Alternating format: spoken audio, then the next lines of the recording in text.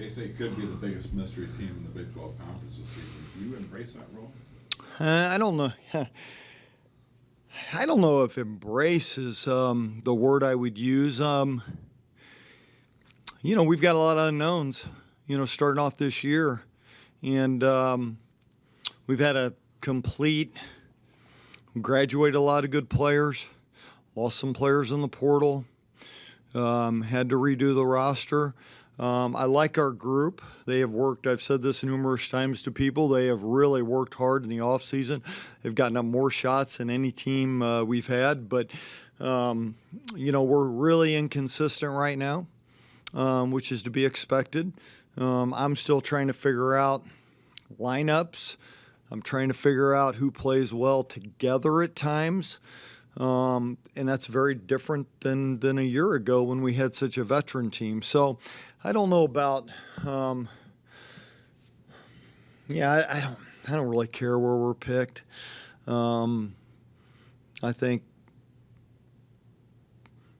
honestly, for our group right now, it's how much better can this team be from October as we sit here today to March.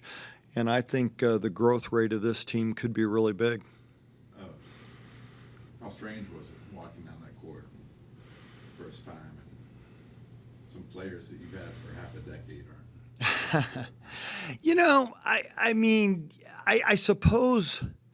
I suppose maybe the initial workouts, because there was so much unknown for us of getting players out there, and we had so many veterans a year ago that was the exact opposite. But there was an excitement to that. There was it's always exciting to get a group of players out there that you have watched work really hard in the weight room, watched put in work on their own, and then to see, how do we get that to translate? How can we put the pieces together? So there was a different level of excitement, and then a different level of concern, because where are points going to come from? How do we help them the best? All those things are still, questions we're trying to figure out. How was this team checking the boxes so far? What specifically are they doing? I think there are days when we really shoot the ball well. There are days when we can really move it and we have good shooters.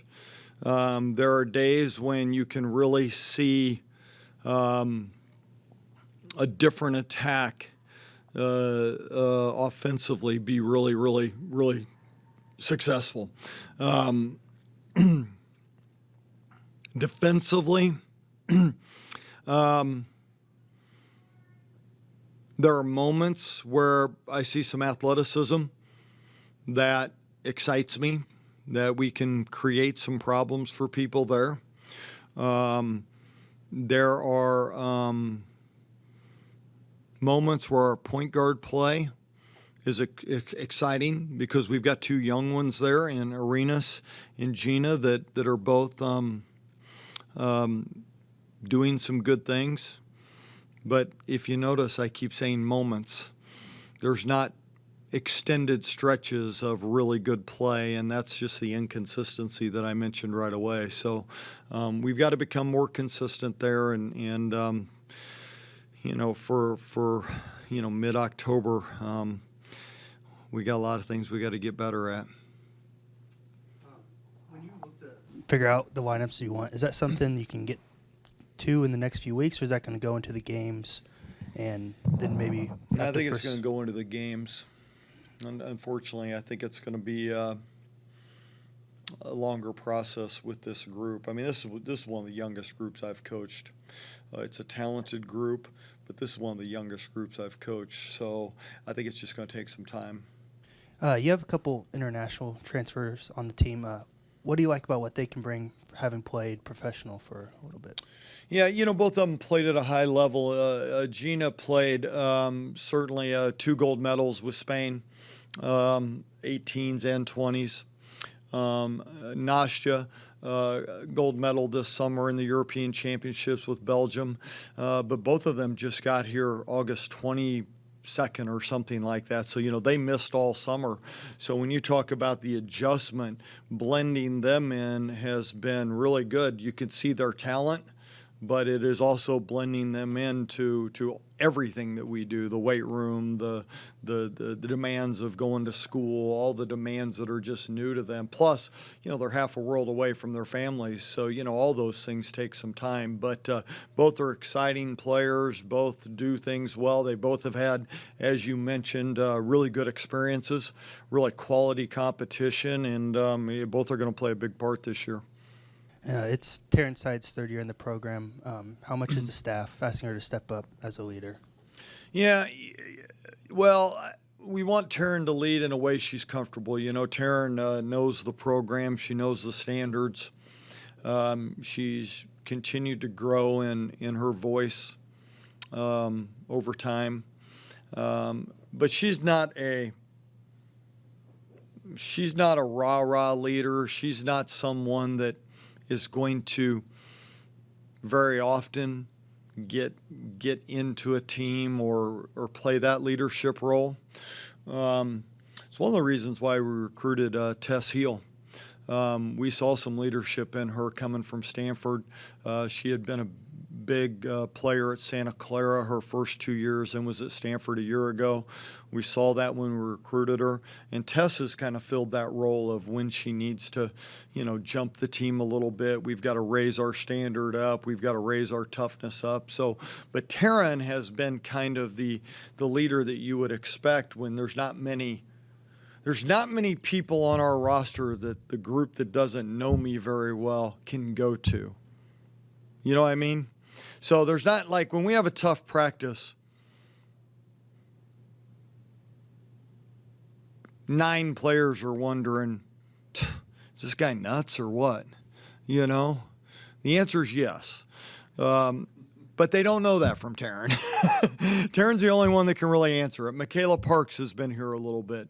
In the past, when you had veteran groups, right, they would pass along to the freshmen, hey, it'll be all right. It'll be all right. It'll be all right. Stay the course. He's on us right now about this. Stay the course. We got to make some improvements here. But right now they're all wondering when we have a tough practice where things don't go well, how's coach going to react? And how's the staff? And so they're all finding that out. But Taryn plays a big role in that, and she's playing a big role right now because like I said, we've been so inconsistent right now. She's had to have those conversations with players. How much does it's an incredibly young roster. Just how much is it testing your patience? Yeah, it is. But as I've told them, my patience is being tested only in the sense of effort, all right, and communication. The rest will take care of itself, but those are non-negotiables. And your effort's got to be consistent, and your communication's got to be consistent. We'll work our way through our chemistry on the floor offensively. We'll work our way through us as a staff, getting to know them better. Some of it's on me to figure this thing out, right? So we might be failing in some areas that I think we can be good at, and maybe we just can't. So I've got to figure those things out as fast as I can. But the one thing I go back to with this group, they have worked so hard in the moments that we're not asking them. I come in here all the time and they're in the gym. So it matters to them. Okay, it matters to them. Right now, they're a little paralyzed by their overthinking. And I've got to probably simplify that. And I've got to make sure that I'm patient with them as they grow. A lot of excitement around Jordan coming in. Just so how is she acclimated to this level? I'm sure she's going to be an impact player for you. She's been the same way that all of them have been. Really good moments, and really rough moments at times. I think one of the first scrimmages that we had, she hit 7 out of 10 threes. And then the guys guarded her a lot better, and the next time it was 1 of 7. And so we've seen big moments, but we've also seen the struggles that you would expect from a freshman, that now she's being guarded differently than she's ever been guarded in her career. So, but yeah, she's heck of a player, heck of an opportunity to be an impact player right away. I know that when the season was over, there was hope that you guys would maybe be able to have Kennedy for this year. I know that process is still ongoing, but what can you tell us about where that is? Yeah, the NCAA denied it 2 weeks ago. Kennedy filed an appeal. Kennedy and her family filed an appeal. That's where it sits. And I don't get it. I for the life of me, I can't understand the NCAA on some things. And what I mean by that is they keep changing the goalpost, in that this is an appeal that would have been successful 95, or not an appeal, this would have been a case 95% previously. And too often, in my opinion, they want to treat things the same. Let's keep in mind what this player is. This is a player that she either is out of eligibility, so she either needs to get a job, go play overseas, and you're asking me this question in October. This is not some appeal or some case of a sophomore that, oh, they might not be eligible, but they'll be in school and they'll be eligible next year. You know what I mean? This is not some case that you see. This is different. And I cannot figure out why you can't make this decision in June. Not July, not August, not September, not October, in June.